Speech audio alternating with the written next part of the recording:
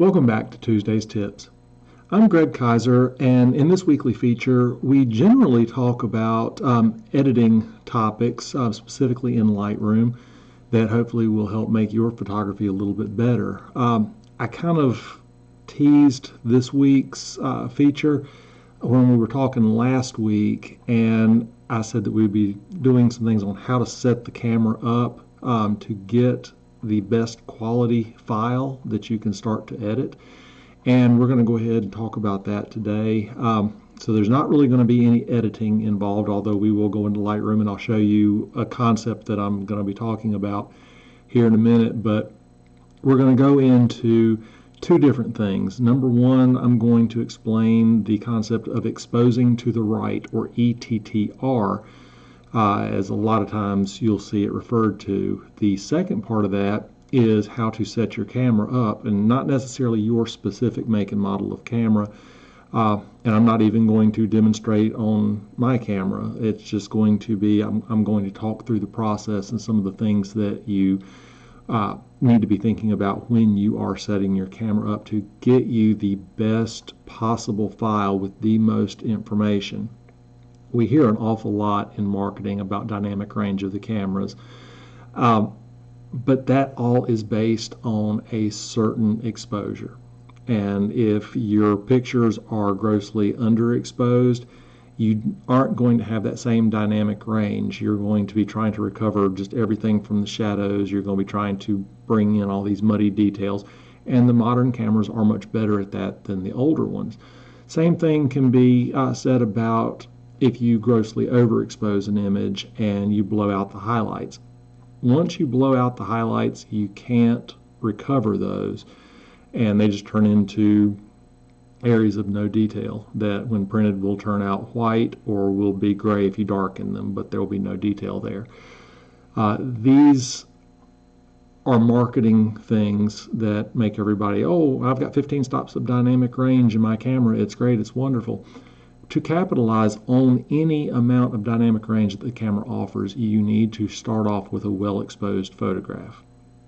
At that point, then you can work the edges of that exposure, the deep darks and the really bright highlights. You can work those back in and get an image that has a more gradual gradation from dark to light. And essentially that's what dynamic range in a camera talks about, is that it can recover or have all of those tones from an absolute black point to an absolute white point, everything in between, without having things go clipped on either side.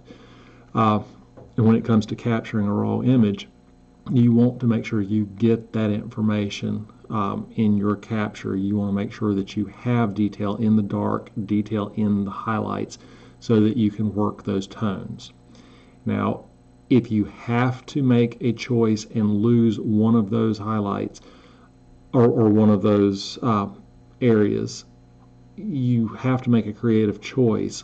Generally speaking, you want to clip the shadows first. Our eyes are used to seeing total black in shadow without any detail, whereas in highlights, we're used to being able to pick out details, unless you're looking into the sun or there's a specular highlight like glinting off of water or chrome. Then we're also not used to seeing any detail in those highlights. So you have to make that creative choice. But let's go in and talk about some real-world situations. And by real-world situations, I'm talking about you get out into the field and you're faced with a high contrast scene. And here's one that I actually shot yesterday. And this is just of a trail, through a park, and you see that the clouds are really bright up here in the top, and they've got some kind of highlights right through here where it's really bright, and it gets really bright up here at the top. The trees, on the other hand, are more or less backlit, and we're looking at not a lot of light hitting those trees. Now, we can do this as a blended HDR, high dynamic range image, but there was breeze, which means if I'm stacking multiple images to get the exposure information, I'm going to have movement in these branches. That's not ideal because it's going to have ghosting, and it's just going to give some weird little things that I personally don't want in my photos, especially if they're going to be printed very large. So I needed to get this in one shot. Obviously, a neutral density graduated filter would not work because that horizon line would be somewhere right along in here. So all this detail here in the tree would again be darkened by however many stops that grad filter would bring into the game. It would darken the sky, but it would darken the trees, just leaving this exposed. So what I had to do was expose to the right. And if you'll look up here at the histogram, I am just starting to go off up here at the top on the highlights, and you can see it's up there around where the branches are, that high contrast area. I'm not real worried about that. I can recover that without a problem. It's large expanses that I don't want to mess with as far as clipping. Shadows, just a couple of little deep dark areas there on that tree to the left. You see with the blue down here in the trunk. So not much going on in either the absolute black or absolute white. I have pushed the exposure as far as I can to the right. So what that does is it takes this as bright as I can make it without losing detail, but allowing me to capture the detail here in the shadows on the tree. Now this is not a fantastic picture as far as the exposure goes. It is much too bright in the sky for what I would want, and this is not something where I would say, okay, straight out of camera this picture is ready to go, because it's exposed wrong if you are expecting to have a finished picture right out of camera. But I'm shooting raw, which I recommend that you do because you have a lot more flexibility in how you process the images. But because I'm shooting raw, I know I'm going to be able to go in and work the tones here, and if you look at the histogram, it's kind of that reverse bell curve. I've got a lot here in the darks, I've got a lot here in the brights. I understand this is what's going to happen, and I know how I'm going to edit it. And what I'm going to do is bring the highlights back down a little bit. I'm going to spread the shadows out a little bit more and put contrast in where I want. And the end result is going to be this photograph. And if you'll notice the difference in the histogram, it's not an ideal bell curve, but I've moved the darks over a little bit, just slightly, and spread them out. I've added a whole lot in the midtones, and most of that came from what was, getting kind of piled up here on the right with the highlights. Nothing is overexposed. I've got just a little bit of black point going on that tree to the left, and I wanted that. That shows that depth and dimension, and those areas really were darker than the rest of the scene. I don't have a problem losing the detail there. So that is the example of exposing to the right so I can maintain the texture and detail in the tree that I wanted to retain. And for the most part, this is still exposed the same as it was out of the camera. The difference is the sky. The difference is the midtones. Those have all been shifted to get the look that I was after. So the other example of exposing to the right is this right here, which is an extreme case. And you can see here on the histogram, same kind of scenario has developed. We've got a bunch of stuff here to the right. Most of this is taken up by the sky, and that's all represented here on this large hump over here. The ground, the barn, and the trees are over here in these humps.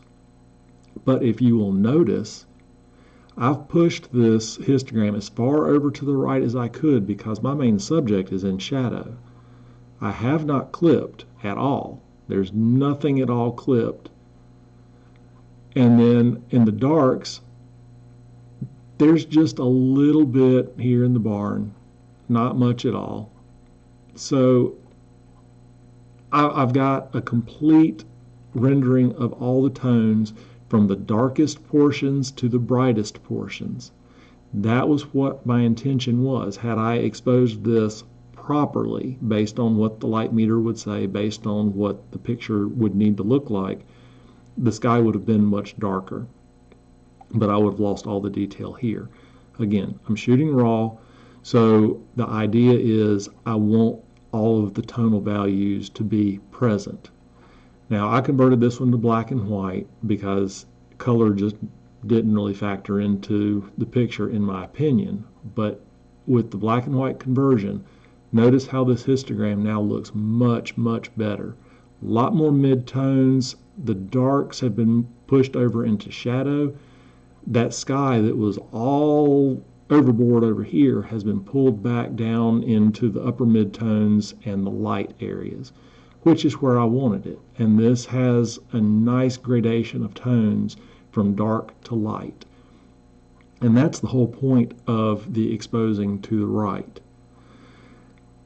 And I think most people will kind of understand that, at least in theory, and I hope that the examples show the reasons that you do want to expose to the right and push that histogram in your camera at the time of the capture as far to the right as you can make it to retain the shadow detail, and then you pull back the highlights in post later on.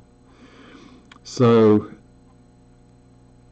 those are kind of the examples that I wanted to go for. And we're not really looking at any edits today, so we're pretty much done with Lightroom. But what I wanted to talk with you mainly about today was how to get the camera set up to be able to effectively expose to the right.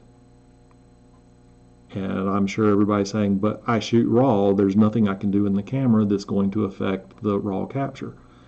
Correct, but there's also another end of that, because that image review, or if you're shooting mirrorless, the actual image that you see in the electric viewfinder, EVF, those are all based off of a JPEG. Whether you are shooting RAW plus JPEG or just RAW, what you are seeing in the camera is based off of a JPEG. That is important because the histogram that shows up either during live view shooting or at the image review, when you see what that histogram looks like, whether you have an RGB histogram or just a luminosity histogram on your camera or a combination thereof, you are going to see that histogram based on a JPEG rendering of your picture. So where does the camera get the JPEG from? It gets the same recipe for that JPEG as if you were shooting a JPEG picture, which means that there are settings in your camera that are going to alter how that histogram looks and how it acts. So first things first, I recommend that if you are going to do any image editing at all, you shoot RAW. Plain and simple. It's not a cumbersome file format. It is very useful. It is very helpful if you do make a slight mistake in the field, but it allows you a lot of creative freedom. And there's lots that has been said and written on why RAW trumps JPEG for captures. So I'm not going to get into that. Just by and large, I highly, highly recommend that you shoot RAW. So that brings us to how do we maximize that raw potential. And by maximizing the raw potential, I'm talking about things like how do we get that accurate histogram so that we know how to push it as far as we can when we are exposing to the right. Every camera manufacturer, at least the ones that I am aware of, have picture styles built in. They may be called something different, but it's the ones where you can tell the camera, hey, I would like to shoot a landscape. I would like to shoot portrait. I would like to shoot black and white. I would like to shoot something that has extra fine detail in it and things like that. Those options apply to a JPEG capture, but they also apply to how the camera will render your pictures in image review on the LCD or through an electronic viewfinder and through the histogram. And what happens is a landscape photographer, such as myself, would set their camera up to landscape. I know it makes no sense. It baffles the mind. Why would a landscape photographer set the camera up to landscape? Well, what does the camera do in landscape? Two main things happen when you have a camera set up to landscape, whether you're shooting Canon, Sony, Nikon, Fuji. Several things automatically happen. Number one, extra contrast has been added in. So you're pushing the brights brighter, the darks darker. Makes it look really, really nice in the viewfinder. Number two, saturation is going to be increased, which pushes the color channels. And that's another type of contrast that's been built in. It looks great, and it is mainly what you're going to do when you get into post. You get to do it in your way, not how the camera maker wants you to do it. But that's an argument for RAW versus JPEG. In this situation, though, when you set the camera up to landscape, you have added that contrast, you have added that color saturation, you have added a lot of contrast within that picture. So your histogram is going to show that contrast, which is going to make your picture appear like it has brighter highlights than it actually does, because a raw capture is a very flat image. It is one that does not have a whole lot of highlight detail, a whole lot of shadow detail. It's a flat image. That's what raw is, and we build it up the way that we want it as a final product.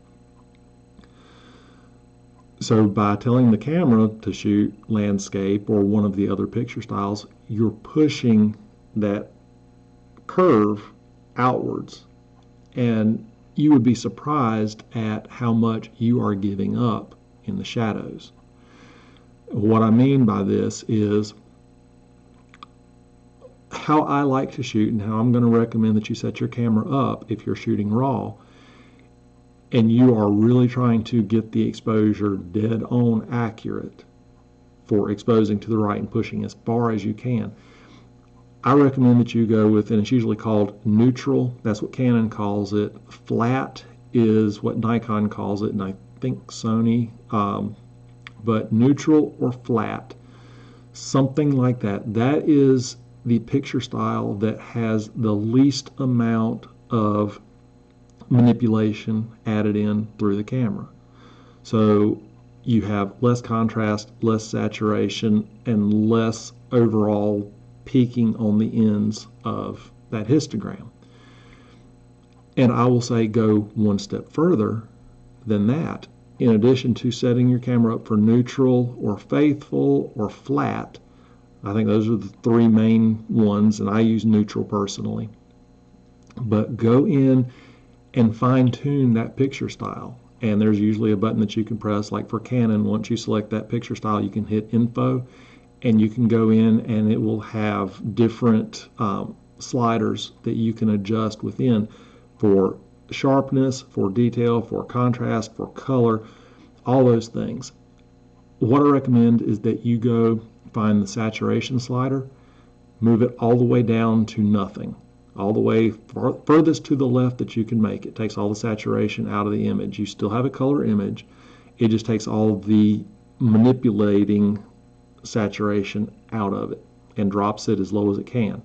Same thing with contrast. Drop that contrast as far down as you can. And what this does, it will create a much more flat histogram. Now, the other end of that is, and if you like to shoot sunrises and sunsets and you like brilliant colors and things like that in your picture, you're going to be extremely disappointed looking at your camera, because you're going to take a picture of a glorious sunset and you're going to look and it's going to look like a cloudy day. And it's going to be disappointing, and it's going to take a while to get your eyes calibrated to how that transition is going to look when you get into post-processing. But what you are going to find is when you go from like a landscape picture style to a neutral picture style with the contrast and saturation drop down, you are going to end up with about a stop worth of extra exposure potential. What that means is you can expose to the right in both of these picture styles, and you are going to have an extra stop of exposure in that neutral doctored picture style, which then brings your shadows up. You would have missed a lot of information down in the shadows, leaving your histogram representing a JPEG landscape picture. So by pushing that extra stop and still not blowing out the highlights, you have more detail to work with in the shadows, and you're not pulling near as much out of deep shadows, which then are going to turn muddy, so you get crisper shadows overall. So exposing to the right is all about getting the shadows. That's all exposing to the right is. It's getting the shadows while not losing the highlights. And by changing your picture style, you are giving yourself the ability to get an extra stop worth of light into the shadows, and that's huge. That is a big part of it. That does most of the heavy lifting. Now, the next part is white balance. And yeah, white balance is something that is not recorded in a raw file, as far as it's not set in stone. We can go in as a raw editor and change it to any white balance we want. No problem at all. But a lot of folks will leave their camera on auto as far as white balance goes. And while it's quick and it's usually fairly efficient, it's not consistent, number one, and you end up with a lot of pictures with slightly different white balances when they should be all pretty much rendered the same. That's not a huge deal. For me to get a more accurate histogram, I will use the white balance that is actually set for the lighting conditions. If it's a sunny day, I'm going to use the sunny white balance. If it's cloudy, I'm going to use cloudy. If it is a sunny day and I'm shooting in open shade where it's reflecting that blue sky, I'm going to use the shade white balance. I'm going to get whatever that accurate white balance is for the scene, because the white balance will change where those color channels are on the histogram and will affect the overall exposure on the histogram slightly. Now, this is not a big deal, but again, I might be able to get a third of a stop out of a white balance shift, possibly. So I would recommend that you shoot with the white balance that is accurate to the time that you're shooting, because it gives you that neutral color balance throughout the scene. And like I said, it may be worth a third of a stop. And this next tip that I'm going to offer is something that I just realized doing a mentorship session sometime last year, I believe. And it was on one of the Canon T7 series cameras, one of the Rebels. And it's something I'd never run into before, but for whatever reason on this camera, it was happening.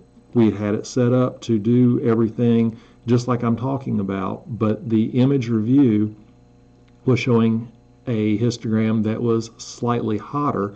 It went more to the brights than what we were seeing on the live view histogram, and I started trying to figure out why we were getting that disparity between the histograms.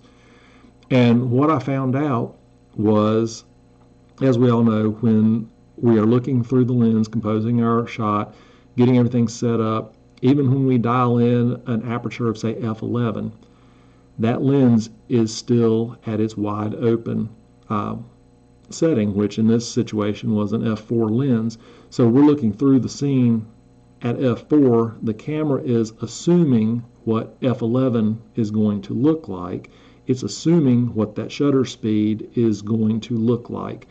The ISO is pretty much hardwired. That part is accurate, but everything else, the camera is saying, okay, this is what the exposure should look like. Once the picture's been taken, the aperture and the shutter speed are pretty much dialed into that image file, and we are seeing the most accurate histogram, but it was different than the live view. So I started to think through the problem and thought, well, let me try the depth of field preview button. And if you're not sure what that is, each camera has it in a slightly different location, but it's right around where the lens mount is. It's not the lens release button, but it's somewhere around there, maybe on the opposite side. But what happens is when you press that, it stops the lens down. It makes the image darker in an optical viewfinder, so it's a little harder to see. But when you are shooting with mirrorless or you are shooting in live view, that depth of field preview button will stop the lens down. You can see the depth of field in your photograph before you take it, and that live view will make the image brighter so you can see what's going on, and it works really well. But what I was finding was when you actually stop the lens down to f11, the histogram would change. And it all of a sudden became very accurate to what I was seeing on the image review. So for situations, kind of like the barn picture that I was showing you just a little while ago, where the histogram was doing like that off to the sides, to make sure that I had it pushed as far as I could without going over, I would hit that depth of field preview button. And what I found, even on the higher end Canons, like my 5DSR, there is a slight shift when you hit that depth of field preview button. Not near as much as on the Rebel series, but it does make a difference, enough to where I'm incorporating this in my own shooting now after the past year. And depending on the lighting situation, it can, show that you are getting ready to overexpose by a third of a stop, or there are times that it's showing that you're underexposing by a third of a stop. And I've actually seen it in a couple of situations where it made a 2/3 of a stop difference, and I was able to push that image even further by pressing that depth of field preview button. So with all of that in place, we're looking at potentially a stop and a third, a stop and 2/3 difference in exposure when you are capturing a raw image. That's huge for shadow detail, because I don't care how many stops of dynamic range your camera has, if it is too dark overall, then you are pulling shadow detail where there's not a lot of contrast to start with, and you're really trying to build contrast in there, and it becomes difficult. If you can move those dark shadows into just the shadows, the contrast is built in, the edit will be much simpler, more straightforward, and you will get a much better quality image when it's all said and done. So a quick review, I recommend, if you're shooting raw and the lighting is difficult, expose to the right. Push it as far to the right into the brights as you can. Part of that is how you have your camera set up, because that histogram that I highly recommend that you use, both before capture and after capture, is based on a JPEG representation. So set your picture style for neutral, flat, or faithful, and then go in and custom work that picture style and reduce the contrast to nothing, reduce the saturation to nothing. It gives you a boring picture in the camera, but it gives you a more accurate raw capture ready to be processed and the contrast added in where you want it. Set your white balance for the existing conditions, just to make sure that white balance and that histogram are exactly accurate for the scene. And then finally, in those real difficult situations, tap that depth of field preview button. It will stop your lens down and give you a slightly more accurate histogram. So if you're doing all of these things, what I have found after years of doing this is the image review histogram is going to look the same as the live view histogram. And when you get it into Lightroom or Photoshop or Capture One or whatever your chosen image editor is, the histogram is still going to look the same. Whereas if you go out and you shoot landscape picture style and you've got all that extra contrast and saturation and you've got auto white balance, you're not using that depth of field preview button, you may get home, look at the histogram on that raw file and realize that what you thought was right there at the line is actually about a stop underexposed from where you could have made it, maybe even more than a stop, and you've lost shadow details. So now you're playing catch up with the shadows and you had extra room at the highlights, and it's because of how you had your camera set up and how it was communicating to you, because it can't show you a raw file. It is showing you a JPEG representation, just as if you were making a JPEG capture. So once we understand how the camera communicates with us as the operator, as the photographer, we can make better decisions and better choices. And that pretty much covers what I wanted to get into with camera setup and exposing to the right and why it is beneficial. It's something that I have talked about on my workshops. I even have a handout that says, hey, do all these things, just so you get as much information in that photo as possible. That's the whole point of a raw capture. You want to be able to manipulate everything. You want to be able to change highlights, shadows, midtones, and move them around. So give yourself the raw material that you need. And this is the way to do it. Shoot raw. Change your picture style to neutral, faithful, or flat. Reduce the saturation, reduce the contrast as much as you can. Set the white balance for the conditions at hand. Use the depth of field preview button to stop the lens down. And that'll get you well on your way to having a stop, maybe a stop and 2/3 extra exposure in your images and more raw material to work with in your edits. Thank you for joining me this week for your Tuesday's tips. This one went a little bit longer than normal. Hope you enjoyed it and it's beneficial. Keep in mind, I do offer mentorships, do workshops. So if you'd like to work with me one-on-one, let me know. We'll work something out. I'm real flexible in how we do that. I'll leave links down in the comments, and we'll go ahead and call this a wrap. Thank you for joining me. Happy shooting, happy editing, and we'll see you here next week.